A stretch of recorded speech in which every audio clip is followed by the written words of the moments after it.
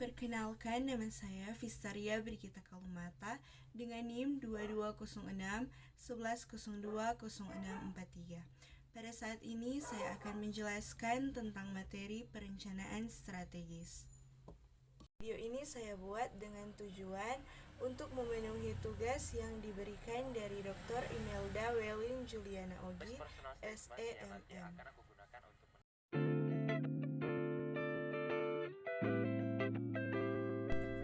Pengertian perencanaan strategis adalah proses yang dilakukan suatu organisasi untuk menentukan strategi atau arahan serta mengambil keputusan untuk mengalokasikan sumber dayanya untuk mencapai strategi ini. Tujuan dari perencanaan strategis adalah untuk memastikan perusahaan serta seluruh stakeholder yang terlibat di dalamnya bekerja sama untuk mencapai tujuan bisnis yang sama. Tujuan jangka panjang adalah hal yang harus direncanakan berdasarkan visi. Tujuan tahunan adalah selain membuat rencana jangka panjang, penting juga untuk menentukan tujuan tahunan. Sebuah perencanaan strategis yang baik perlu membuat beberapa objektif tahunan yang mendekatkan bisnis pada tujuan akhirnya. Tujuan ini harus spesifik, terukur, bisa dicapai, realistis, dan berbasis waktu. Secara umum, tipe-tipe perencanaan dibagi menjadi 3 kategori, yaitu berdasarkan tingkatannya, berdasarkan ruang lingkupnya, dan berdasarkan jangka waktunya. Mari kita bahas penjelasan dari ketiga kategori ini. Berdasarkan tingkatan, yaitu master plan atau rencana induk, operational planning atau rencana operasional, day-to-day planning atau rencana harian. Yang kedua, berdasarkan ruang lingkup, yaitu strategic planning atau rencana strategis, tactical planning atau rencana taktis, integrated planning atau rencana terintegrasi. Yang ketiga, berdasarkan jangka waktu, yaitu long term planning atau rencana jangka panjang, medium range planning atau rencana jangka menengah, short range planning atau rencana jangka pendek. Proses untuk membuat strategic planning yang efektif. Yang pertama, kembangkan asumsi. Yang kedua, mencari beragam cara untuk mencapai target. Yang ketiga, tentukan goals. Yang keempat, pilih action plan. Yang kelima, kembangkan rencana pendukung. Yang keenam, implementasi perencanaan strategis. Bidang-bidang tujuan. Menurut Peter Drucker, mengidentifikasi ada 8 bidang pokok utama di mana organisasi perusahaan harus menetapkan tujuan, yaitu yang pertama, posisi pasar, yang kedua, produktivitas, yang ketiga, sumber daya fisik dan keuangan, yang keempat, profitabilitas, yang kelima, inovasi, yang keenam, prestasi dan pengembangan manajer, yang ketujuh, prestasi dan sikap karyawan, yang kedelapan, tanggung jawab sosial dan publik. Secara umum, tujuan dari pengembangan organisasi perusahaan adalah agar organisasi dapat merespon dan beradaptasi dengan lebih baik terhadap perubahan industri atau pasar dan kemajuan teknologi, termasuk perubahan yang ingin dilakukan. Selain tujuan umum itu, ada 4 tujuan pengembangan organisasi lainnya. Yang pertama, sebagai alat dalam mengidentifikasi perubahan. Yang kedua, mempromosikan dan mengelola pertumbuhan. Yang ketiga, mendukung inovasi produk. Yang keempat, menganalisis proses bekerja. Bagaimana sih mengembangkan tujuan perencanaan strategis? Dalam perencanaan strategis, diperlukan beberapa proses untuk mengembangkan tujuan perencanaan, yaitu yang pertama, identifikasi perencanaan strategis. Yang kedua, kumpulkan orang dalam informasi. Yang ketiga, lakukan analisis SWOT. Yang keempat, merumuskan rencana strategis. Yang kelima, jalankan rencana strategis. Yang keenam, pantau performa terus-menerus. Yang ketujuh, rencana strategis pemasaran. Yang kedelapan, rencana strategis IT. Mengapa perencanaan strategis dibutuhkan? Perencanaan strategis adalah hal yang dilakukan secara detail. Meskipun memakan waktu yang cukup lama, perencanaan strategis membawa banyak manfaat bagi bisnis dan semua orang yang terlibat. Manfaat dari perencanaan strategis yang pertama, mengomunikasikan rencana strategis. Menurut Corporate Finance Institute, komunikasi adalah hal yang penting dalam strategi planning. Dengan menyusun perencanaan strategis, kamu bisa mengomunikasikan rencana yang dibuat secara efektif. Selain itu, melibatkan pekerja yang sehari-hari berhubungan langsung dengan operasi bisnis dapat memberikan perspektif berbeda untuk membuat strategi yang bagus. Tak hanya para karyawan, libatkan juga stakeholder lainnya seperti pemasok dan distributor untuk memberi masukan bagi rencana strategis yang disusun.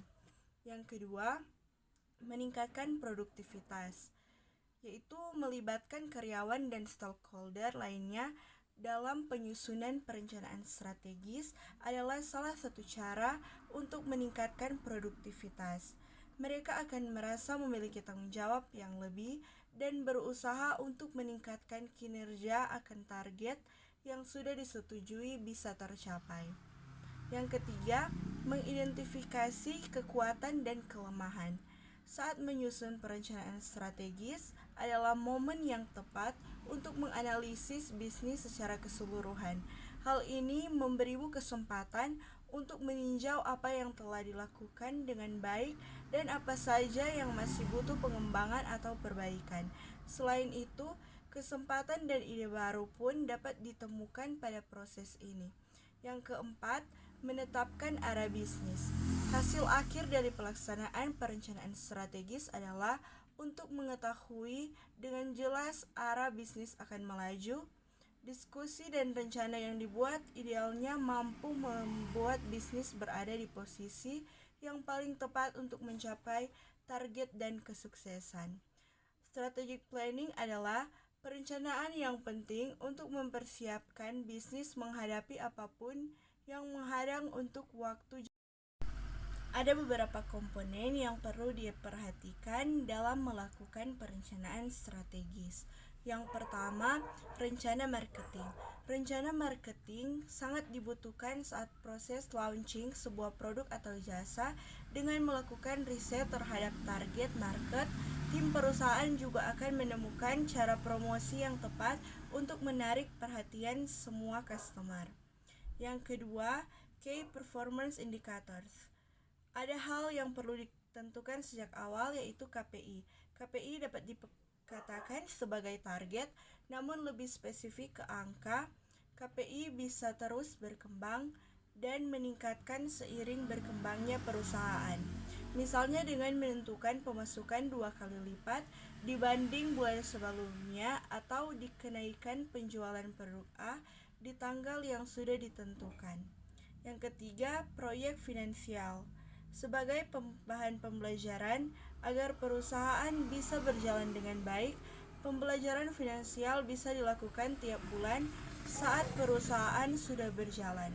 Pembelajaran ini bermanfaat untuk menentukan budget yang efektif serta memotong biaya yang tidak diperlukan.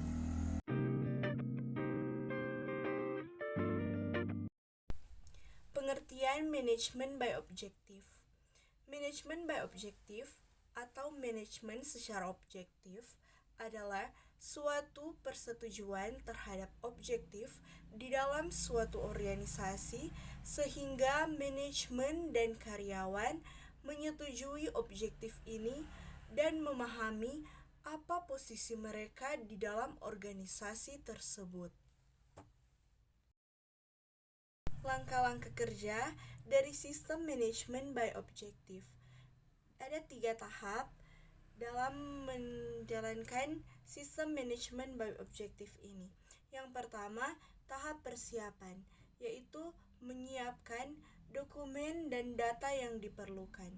Yang kedua, proses penyusunan mengaplikasikan 5W plus 1H, yaitu menjabarkan tugas pokok, fungsi, dan rincian tugas perpustakaan. Menentukan hasil akhir yang ingin dicapai, tujuan atau goals, merumuskan keadaan sekarang, mengidentifikasikan dan mengantisipasi masalah atau hambatan-hambatan yang mungkin timbul dan kemudahan-kemudahan. Menuliskan rancangan tujuan manajemen atau MBO per S dengan ketentuan bahwa rencana tujuan itu. Yang ketiga, langkah-langkah penyusunan rencana, yaitu rencana yang efektif adalah dengan mencari dan menemukan secara cermat jawaban terhadap 6 pertanyaan atau 5W plus 1H. Konsep dari sistem manajemen by objektif mempunyai 4 konsep. Yang pertama, tujuan yang ingin dicapai oleh setiap bagian atau bawahan atau yang disebut subordinates. Yang kedua, perencanaan yang akan dilakukan. Yang ketiga, standar pengukuran keberhasilan pencapaian tujuan. Yang keempat, prosedur untuk mengevaluasi keberhasilan pencapaian tujuan. Sistem manajemen by objektif yang efektif mempunyai 6 sistem. Yang pertama, komitmen pada program. Yang kedua, penetapan tujuan manajemen puncak. Yang ketiga, tujuan-tujuan perseorangan. Yang keempat, partisipasi. Yang kelima, otonomi dalam implementasi rencana. Yang keenam, peninjauan kembali prestasi. Kelebihan dari sistem manajemen by objektif. Yang pertama, program MBO memberi kesempatan kepada para individu untuk mengetahui apa yang diharapkan dari mereka.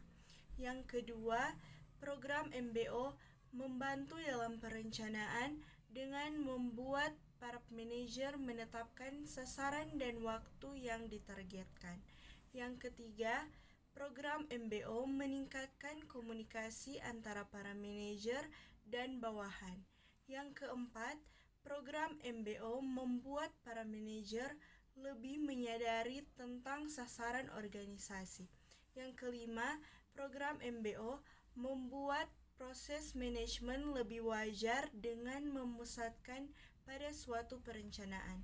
Yang keenam, MBO memiliki manfaat dalam meningkatkan kualitas pengelolaan organisasi.